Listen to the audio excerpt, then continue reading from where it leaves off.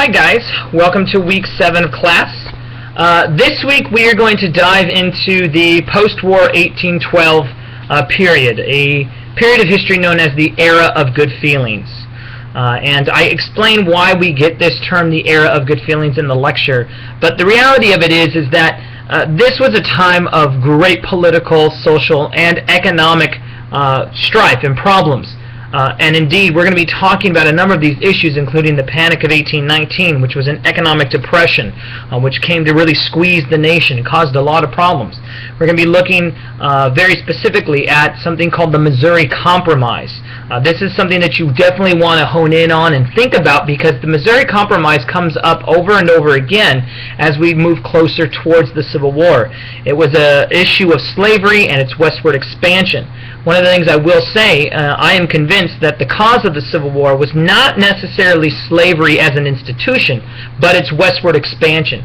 When we get closer to the Civil War and as we move that direction, most of the discussions that come up, most of the compromises that are not made over the institution of slavery, but rather its growth, its move towards the West. And so you want to take a look at this Missouri Compromise. It's going to be very important. And then finally, we're also going to be looking at the Monroe Doctrine, a very important statement of foreign policy for the United States. Not the very first type of foreign policy we have, but probably one of the more official foreign policies we will have up to this point. Okay, and so you have all this stuff this week. I think you need to read chapter 10. There's a lecture, there's a film, and then I want you just to answer this week's discussion board question by Thursday at 12 midnight. There's no other response that you need for this week. I want to give you some extra time to prepare for the midterm, which is coming up next week. That midterm, again, is going to be an 80 multiple choice question test.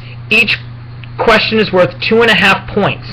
And I do grade on a curve, so please make sure that you bear that in mind. All right, there is no time limit for this test, so you can take as long as you wish, but once you start the test, you can't save it and come back to it. Once you start it, you have to complete it in one sitting. Okay, so there will be no saving. You gotta submit it once you start it. Okay, so that's essentially what your test is going to be like. It's multiple choice. There is a study guide for you if you have not already seen that, with some sample questions to give you an idea of what the questions might look like, and some other information. So be preparing for that, and I think that's all I have for you this week. So if you have any questions or concerns, please contact me and I'll get back to you as soon as I can. Otherwise, as always, go in peace, be warm and filled, and may the force be with you. Be blessed, guys.